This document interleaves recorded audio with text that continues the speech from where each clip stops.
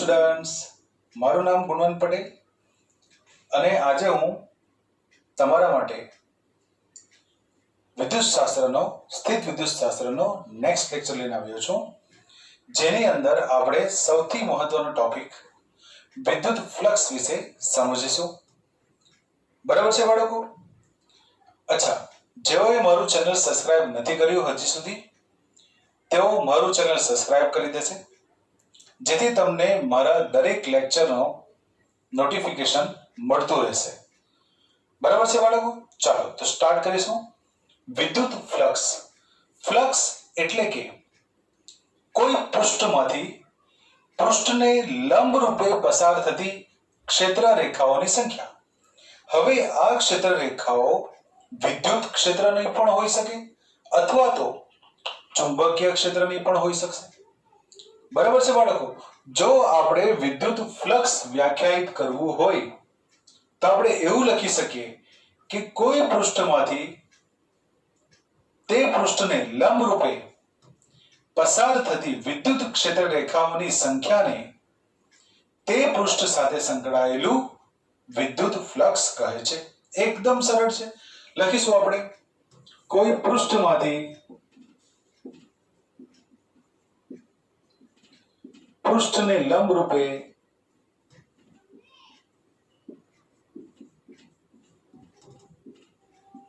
પસાર થતી વિદ્યુત ક્ષેત્ર રેખાઓની સંખ્યાને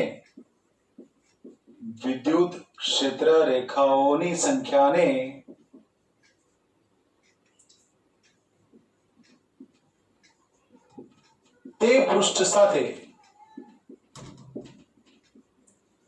સંકળાયેલ વિદ્યુત ફ્લક્સ કહે છે. એકદમ સરળ છે. એટલે કે કોઈ પણ પૃષ્ઠ હોઈ શકે. હવે આ પૃષ્ઠ બંધ પૃષ્ઠ પણ હોઈ શકે અથવા તો ખુલ્લું પૃષ્ઠ પણ હોઈ શકે, સમતલ પણ હોઈ શકે. બરાબર છે? કોઈ પણ આકારનું પૃષ્ઠ હોય પણ એ પૃષ્ઠમાંથી પૃષ્ઠને લંબ રૂપે પસાર થતી ક્ષેત્ર રેખાઓની સંખ્યાને તે પૃષ્ઠ સાથે સંકળાયેલું શું કહેવાશે? વિદ્યુત ફ્લક્સ. તેને ફાઈ દ્વારા દર્શાવીશું. તેને ફાઈ દ્વારા દર્શાવાય છે. એકદમ સરળ છે. ધ્યાન આપજો દરેક જણા. અચ્છા, હવે તેને ગણિતીય રીતે કેવી રીતે દર્શાવવું તો લખીશું ઈ વિદ્યુત ક્ષેત્રમાં, સદિશ ઈ વિદ્યુત ક્ષેત્રમાં મૂકેલા પૃષ્ઠ સાથે સંકળાયેલ વિદ્યુત ફ્લક્સ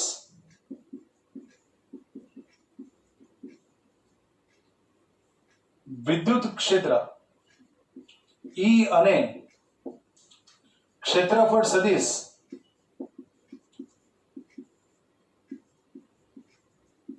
S ના અદિશ ગુણાકાર જેટલું થાય છે.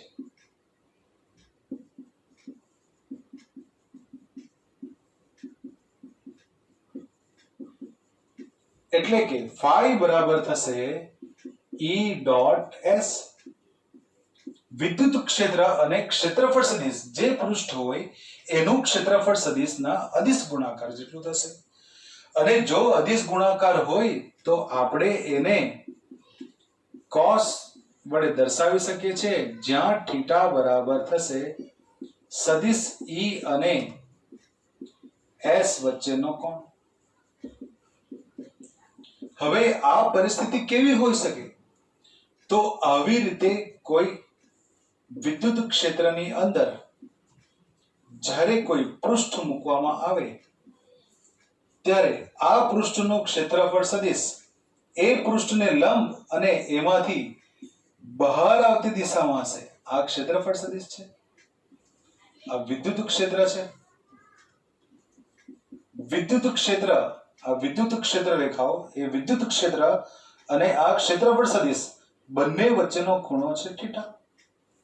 જ્યારે આવી પરિસ્થિતિ હોય કે સદિશ E અને સદિશ S વચ્ચેનો ખૂણો થીટા હોય તો phi બરાબર થશે ES cos થીટા. એકદમ ઇઝીએસ્ટ. ચલો phi નો SI યુનિટ શું થશે?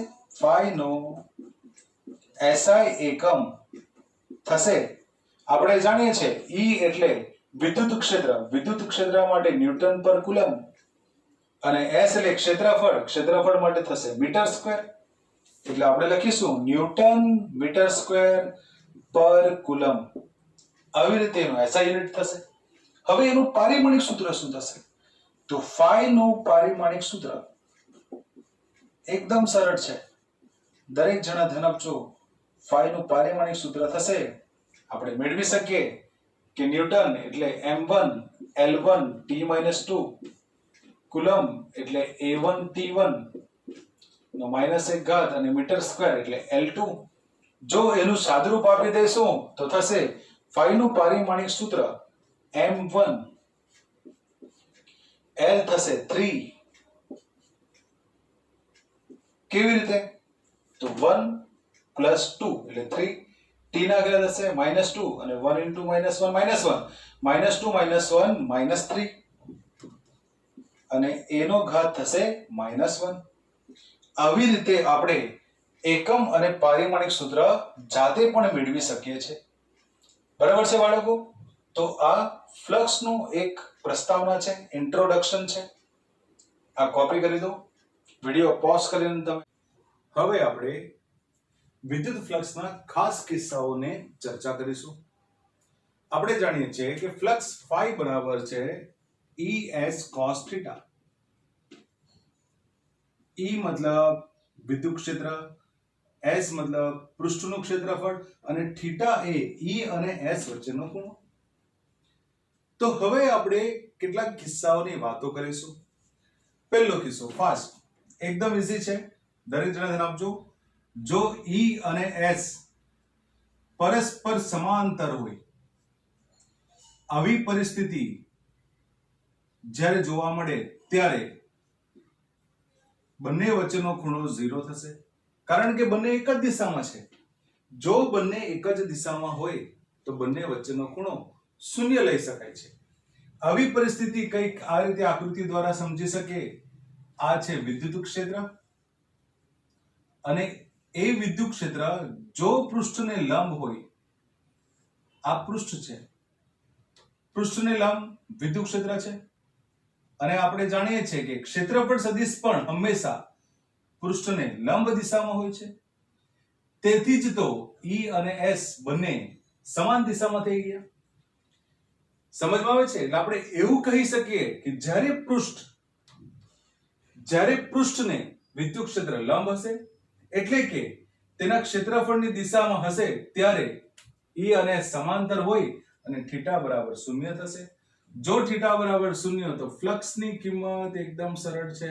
ધ્યાનથી જોજો. ફ્લક્સ phi બરાબર થશે ES cos 0 અને cos 0 ની કિંમત કેટલી હોય છે? ધન 1 + 1 એટલે કે પ્લસ E ગુણ્યા S. મહત્તમ ધન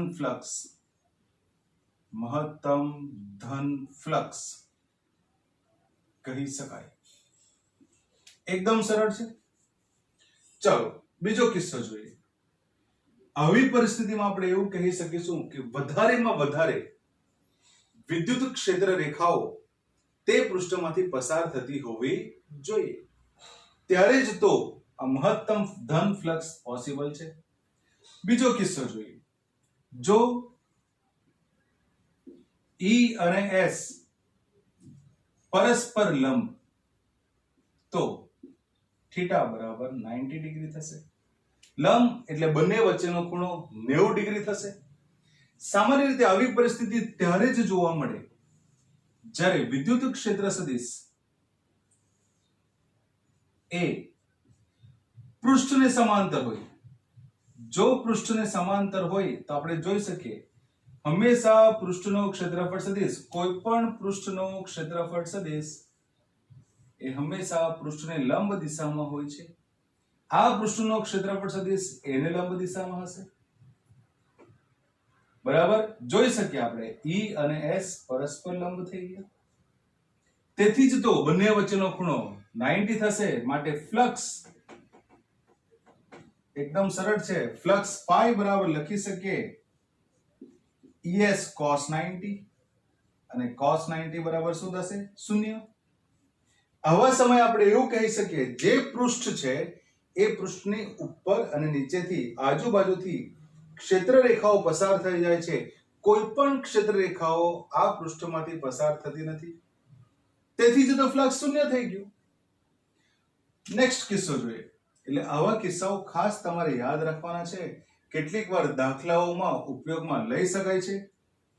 ત્રીજું, JEE, નીટ, ગુજકેટ વગેરેની એક્ઝામોમાં પણ તમને આ બધા કોન્સેપ્ટ મહત્વના અને ખૂબ જ ઉપયોગી નીવડશે. દરેક જણા ધ્યાનથી આ બધા કિસ્સાઓ સમજજો. નેક્સ્ટ ત્રીજો કિસ્સો જોઈએ. જો E અને A પરસ્પર સમાંતર, E અને S સમાંતર એટલે કે પ્રતિ સમાંતર કહી શકીએ, એટલે વિરુદ્ધ. સમાંતર તો જોઈ ગયા, પ્રતિ સમાંતર. તો થીટા બરાબર થશે 180 ડિગ્રી. એટલે આપણે રેડિયનમાં લખીશું તો પાઈ લખી શકીએ, 0 ડિગ્રી 90 ડિગ્રી. રેડિયનમાં આપણે π/2 લખી શકીશું, તે રીતે પાઈ લખી શકીએ. જો આવી પરિસ્થિતિ હોય તો આકૃતિ કંઈક આ પ્રમાણે આવશે. આપણે જોઈ શકીએ કે જ્યારે સમાંતર અને પ્રતિ સમાંતર હોય ત્યારે આકૃતિ એક સમાન જેવી જોવા મળે છે. જો તો તમને એ કન્ફ્યુઝન થશે કે સર ક્યારે સમાંતર લેવું, ક્યારે પ્રતિ સમાંતર લેવું. આમાં ક્ષેત્રફળ સદિશ તમે આ દિશામાં લીધો છે અને અહીં ક્ષેત્રફળ સદિશ વિરુદ્ધ દિશામાં લીધો છે. તો આવું આપણે ક્યારે સમજવાનું કે ક્યારે સમાન દિશામાં લેવું, ક્યારે વિરુદ્ધ દિશામાં લેવું? તો એના માટે ખાસ તમારે એક હિન્ટ યાદ રાખવાની છે. જ્યારે કોઈ બંધ પૃષ્ઠ હોય, આ બંધ પૃષ્ઠ છે એવું આપણે વિચારીએ. આ કોઈ બોક્સ છે, બંધ પૃષ્ઠ, આ બંધ પૃષ્ઠ છે. આપણે જોઈ શકીએ જ્યારે પણ આવી રીતે કોઈ બંધ પૃષ્ઠ આવેલું હોય અને આ બંધ પૃષ્ઠને કોઈ બાહ્ય વિદ્યુત ક્ષેત્રની અંદર મૂકવામાં આવે, ધારો કે વિદ્યુત ક્ષેત્ર આવી રીતે સમાંતર આ દિશામાં હોય, તો તમે જોઈ શકો જે બોક્સની આ બોક્સ છે તેની જે સપાટીથી વિદ્યુત ક્ષેત્ર અંદર જશે તે સપાટીનો ક્ષેત્રફળ સદિશ તેમાંથી બહાર આવતી દિશામાં હશે. તો આવી પરિસ્થિતિમાં જ્યારે વિદ્યુત ક્ષેત્ર રેખાઓ અંદર તરફ જતી હોય ત્યારે વિદ્યુત ક્ષેત્ર અને S વચ્ચેનો ખૂણો 180 થઈ જશે, એટલે પરસ્પર વિરુદ્ધ. અને જ્યારે કોઈ પૃષ્ઠમાંથી વિદ્યુત ક્ષેત્ર રેખાઓ બહાર આવતી હોય ત્યારે ક્ષેત્રફળ સદિશ અને E બંને વચ્ચેનો ખૂણો 0 થઈ જશે. ઇમ્પોર્ટન્ટ છે, યાદ રાખવાનું કે કોઈ પૃષ્ઠ છે એ પૃષ્ઠમાં જો ક્ષેત્રફળ રેખાઓ એટલે કે વિદ્યુત ક્ષેત્ર રેખાઓ અંદર તરફ જતી હશે તો પરસ્પર વિરુદ્ધ દિશા, કારણ કે ક્ષેત્ર રેખાઓ અંદર તરફ જશે અને ક્ષેત્રફળ સદિશ બહાર તરફ આવશે. કોઈક પરિસ્થિતિમાં એવું થશે કે વિદ્યુત ક્ષેત્ર રેખાઓ પૃષ્ઠમાંથી બહાર આવતી દિશામાં હશે અને ક્ષેત્રફળ સદિશ બી બહાર છે, એટલે ક્ષેત્રફળ સદિશ તો હંમેશા બહાર તરફની દિશામાં હોય છે. એટલે તમારે વિદ્યુત ક્ષેત્રની દિશા જોવી પડે. જો વિદ્યુત ક્ષેત્ર રેખાઓ અંદર તરફ તો આ ક્ષેત્રફળ સદિશની વિરુદ્ધ દિશામાં થઈ જશે. જો ક્ષેત્ર રેખાઓ બહાર તરફ તો ક્ષેત્રફળની દિશામાં થઈ જશે. જોઈ શકો પરસ્પર વિરુદ્ધ અને સમાન દિશા. સમાન દિશા હોય તો થીટા બરાબર 0 લેવું, વિરુદ્ધ દિશા હોય તો થીટા બરાબર 180 ડિગ્રી લેવું. અને આવા સમયે ફ્લક્સ થશે એકદમ સરળ છે, દરેક જણા ધ્યાન આપજો. phi બરાબર ES cos 180 ડિગ્રી અને cos 180 બરાબર -1 થશે અને આ થશે ઋણ ફ્લક્સ, મહત્તમ ઋણ ફ્લક્સ. એનું મૂલ્ય મહત્તમ રહેશે પરંતુ ઋણ રહેશે, એટલે મહત્તમ ઋણ ફ્લક્સ આવું કહી શકાય. ઋણ ફ્લક્સ એટલે તમારે એવું સમજવાનું છે કે ક્ષેત્ર રેખાઓ પૃષ્ઠની અંદર તરફ જઈ રહી છે ધન ફ્લક્સ એટલે આપણે એવું સમજવાનું છે કે ક્ષેત્ર રેખાઓ પૃષ્ઠમાંથી બહાર તરફ આવી રહી છે. જો પૃષ્ઠમાંથી બહાર તરફ આવશે તો E અને S સમાંતર હોઈ શકે છે. જો પૃષ્ઠોની અંદર તરફ જશે વિદ્યુત ક્ષેત્ર રેખાઓ તો પરસ્પર વિરુદ્ધ હોઈ શકે છે. ચલો જોઈએ નેક્સ્ટ કેસ. જો E અને S વચ્ચેનો ખૂણો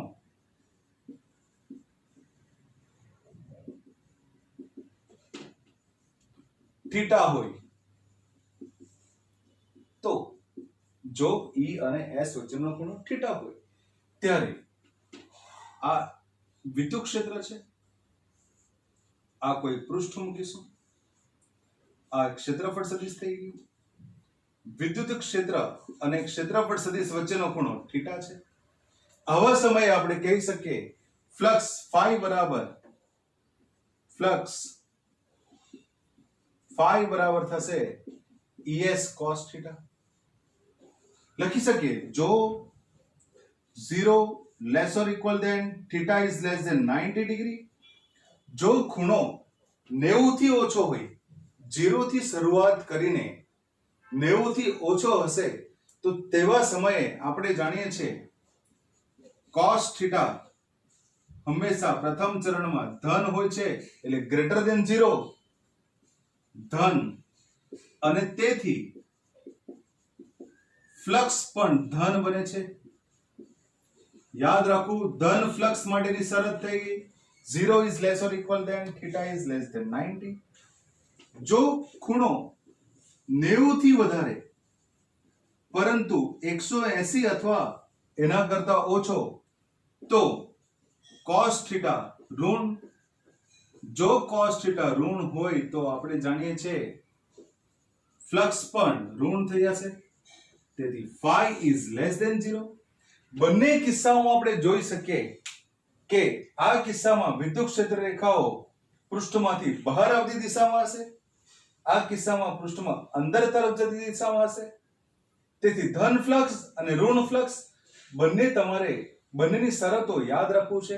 આ મહત્તમ ઋણ ફ્લક્સ, આ મહત્તમ ધન ફ્લક્સ, અને સામાન્ય રીતે ધન અને ઋણની આ શરતો આપણને કોમ્પિટિટિવ એક્ઝામ સ્પર્ધાત્મક પરીક્ષાઓમાં ખાસ ઉપયોગી નીવડે છે.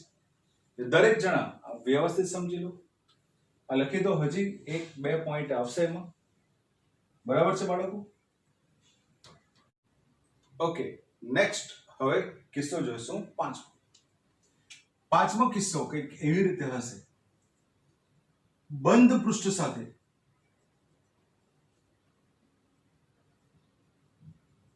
સંકળાયેલ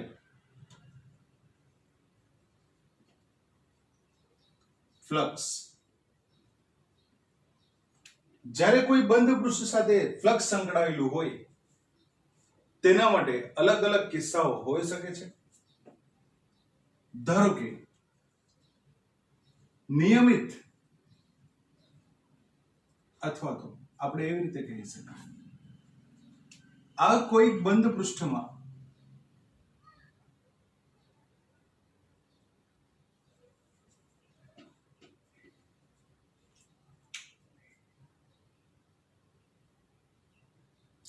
હવે આપણે એનો આગળનો કિસ્સો જોઈશું અને જે છે બંધ પૃષ્ઠ સાથે સંકળાયેલ ફ્લક્સ.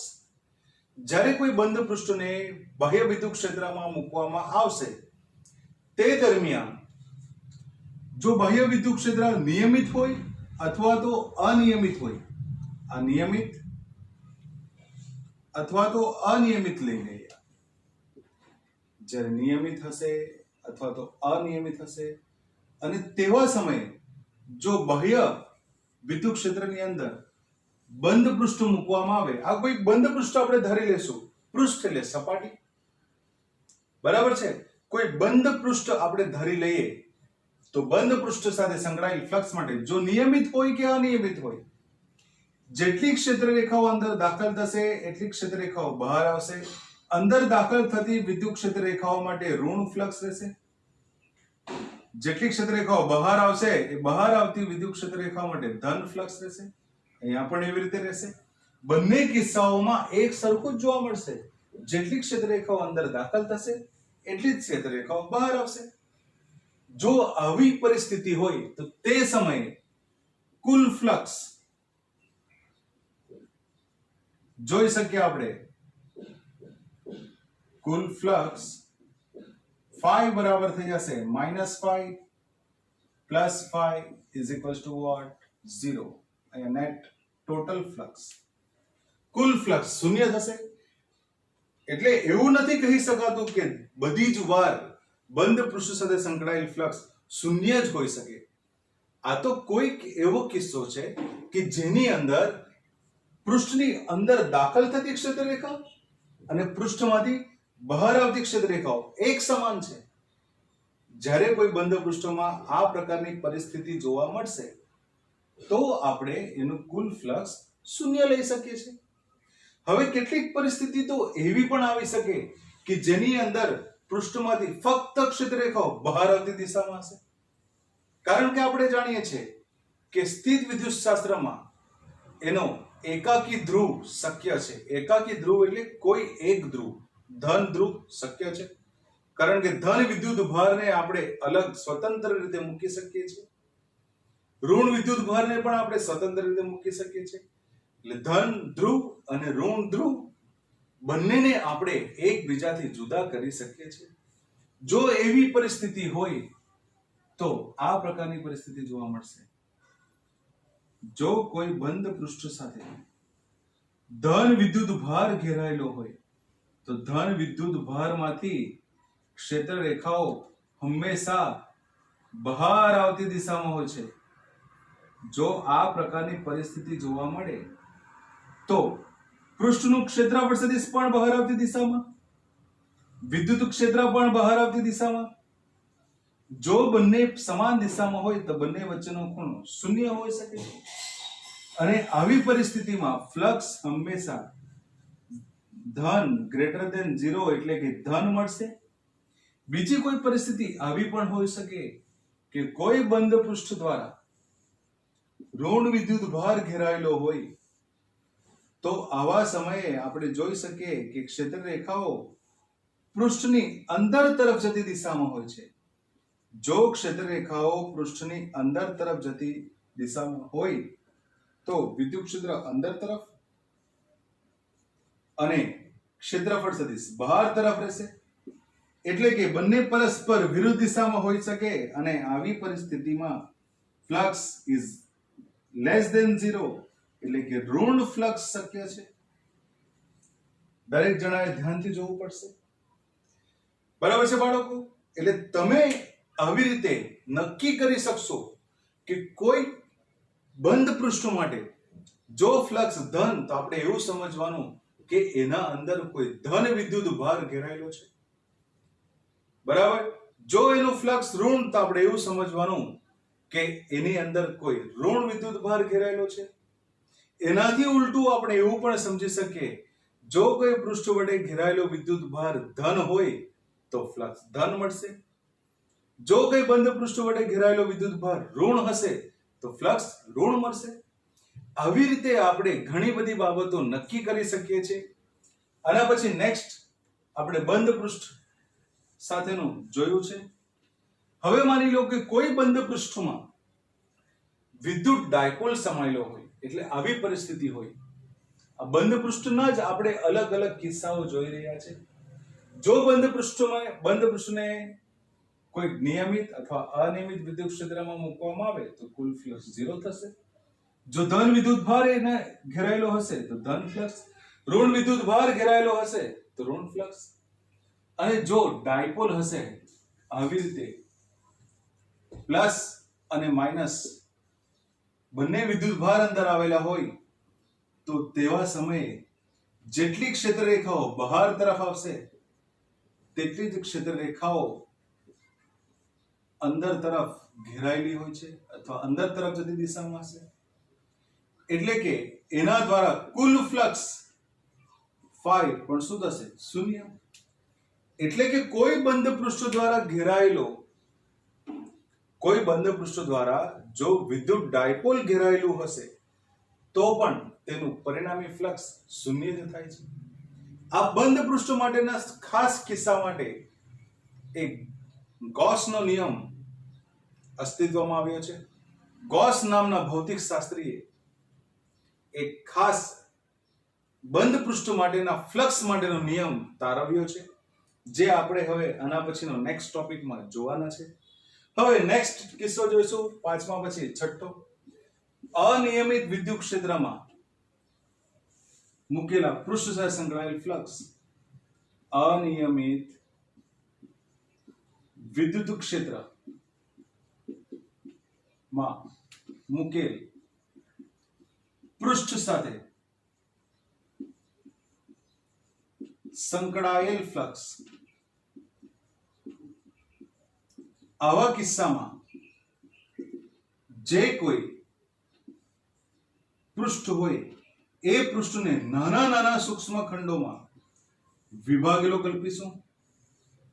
આ અનિયમિત વિદ્યુત ક્ષેત્ર છે. આ અનિયમિત વિદ્યુત ક્ષેત્રમાં આ અનિયમિત વિદ્યુત ક્ષેત્ર E છે.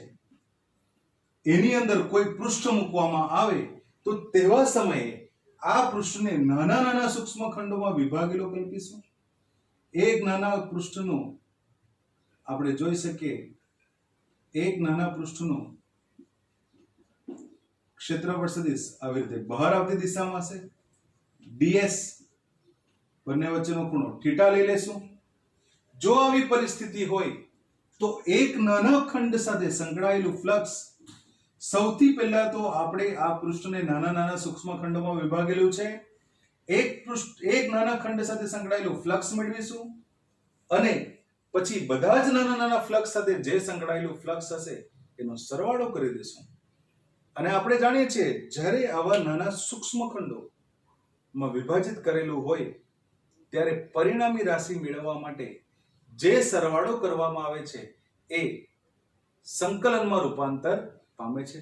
આપણે જાણીએ છીએ તો આપણે લખીશું પૃષ્ઠને સૂક્ષ્મ ખંડોમાં ds માં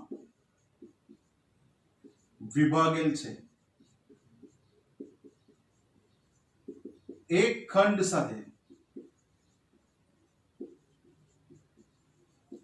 સંકળાયેલ ફ્લક્સ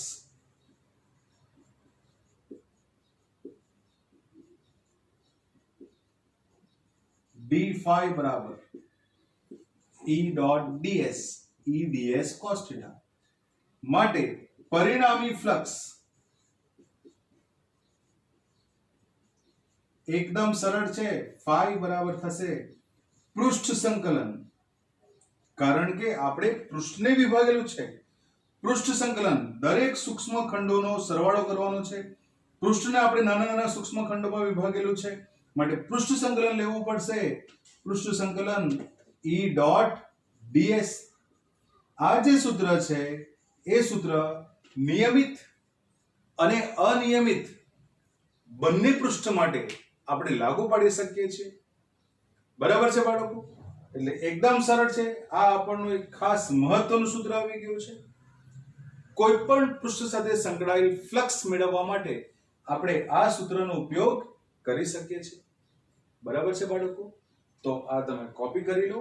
હવે આપણે આના પછી જોઈશું ગૌસનો નિયમ, અને આ ગૌસના નિયમ પરથી એના કેટલાક ઉપયોગો છે એ જોઈશું. બરાબર?